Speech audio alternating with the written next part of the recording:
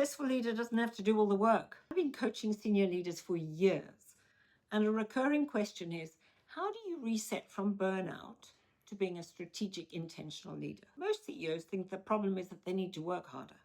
The problem is that they're leading the way they were led. And that way just doesn't scale. I'm working with someone who realized this the hard way. It cost him his health. So let me be honest about where he was.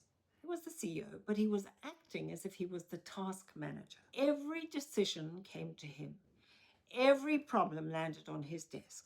He was checking his email at midnight and taking calls through dinner. His team had stopped thinking for themselves because they knew he'd probably just override them anyway. He thought that's what it meant to be in charge. But he was wrong. One Tuesday morning couldn't have been more than 6 a.m. He was already on his third coffee and he hadn't slept more than 4 hours.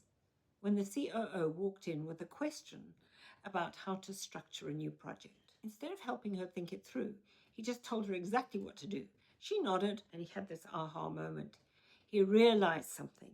He had created a system where nobody could make a decision without him. That's not leadership. That's just a bottleneck with a title. And he was exhausted. I saw some research from Harvard Business Review, I love HBR, where leaders who make more than 80% of their team's decisions experience 3 times higher burnout rates, and they lose more A-level talent. He was that leader, and that really hit him. The real problem was that he had confused control with leadership. He thought that if he made every decision, he'd get better results. What he actually did was create a culture where nobody took ownership. People just waited for him to tell them what to do. And that meant that every single thing ran through him, everything. So something had to change. And I'm going to walk you through exactly what he did in the first 90 days of working with me. These were not small tweaks or productivity hacks. These were fundamental shifts in how he showed up as a leader. And they changed everything. The first change he made was creating clear decision rights instead of him making every call. He sat down, mapped out which decisions belong to which people.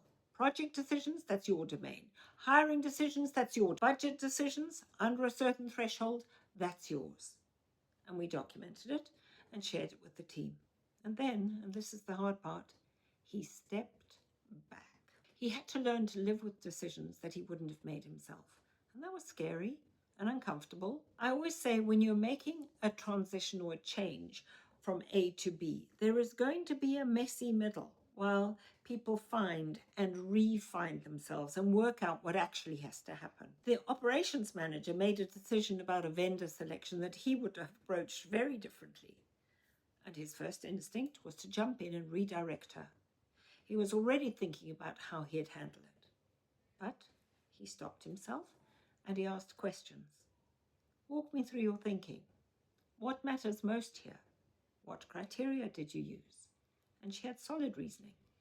It wasn't his way, but it was a good way. And you know what? It worked. And she owned it completely. She defended it. She made sure it succeeded. That is ownership.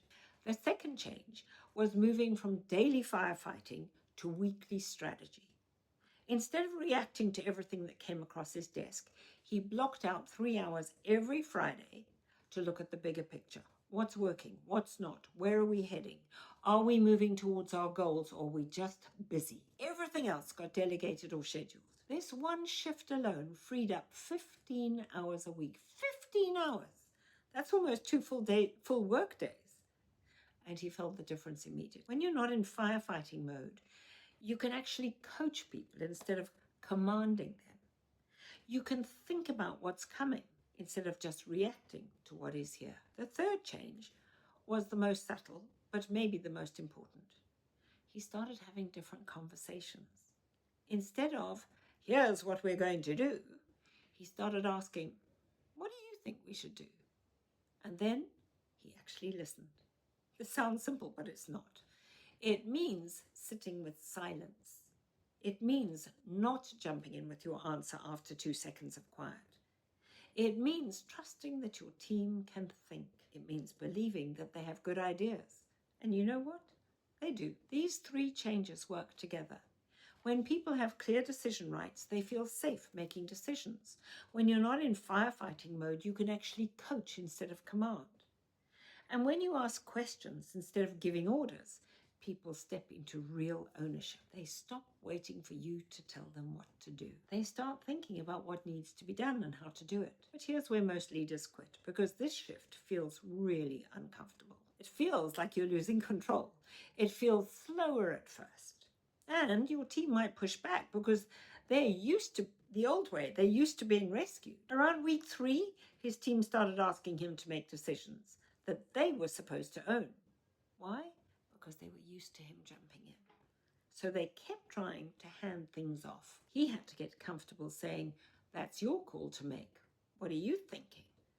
It felt like he was being unhelpful, but he stuck with it. By week 8, they were owning things he didn't even know about, but in a good way. They were solving problems. They were making calls. They were thinking. If your team has been trained to wait for you, they've learned that if they bring a decision, you'll make it. Training that takes patience. And here's what I want you to ask yourself. Are you stepping in to help, or are you stepping in because you're uncomfortable with the pace or the approach? Because those are two different things. When you feel the urge to jump in, pause. Ask a question instead. What's your thinking on this? What would you do if you knew you couldn't fail? You'd be surprised what happens. Let me tell you what actually changed after 90 days. This wasn't magic, it was just different work. He went from working 80 hours to less than 50 a week. Not by doing less work, but by doing different work, strategic work, instead of reactive work. That is 1,560 hours a year. That's his nights, his weekends, his sleep improved. He stopped checking email at midnight and waking at 3 a.m. thinking about something that had happened at the office.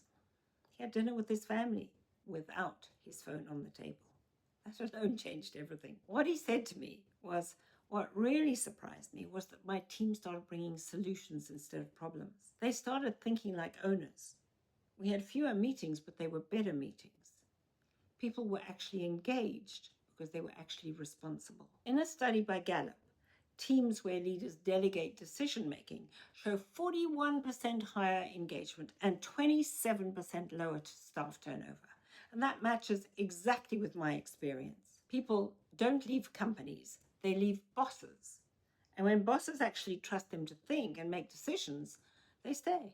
They show up differently. The best result wasn't the extra 30 hours a week. It was knowing that his company could run without him being in every decision. And that's when he actually became a chief executive instead of just a very busy person with a title. There's a big difference, a very big one. What would change in your business if your team actually owned their work? If you're sitting here thinking, okay, that sounds good, but where do I start? Here's what you can do in the first 30 days. And I'm serious about this. Don't just watch and nod. Actually do this. Week 1, map your decisions. Write down every single decision you made last week. Every single one. Big decisions, small decisions, decisions that you didn't even know were decisions. Now ask yourself honestly, did I need to make this one? Could someone else have made it? Would the outcome have been significantly different? Be scrupulously honest with yourself. You'll probably find that 40 to 50% of what you're deciding doesn't actually need your input. It just sometimes needs your approval. That's different. That's the problem. Week 2, delegate decision rights. Take the decisions that don't need you and explicitly give them to the right person. Don't hint at it. Don't suggest it. Write it down. Tell them. Make it official. Starting now, you own the hiring decisions for your team. Here's the framework.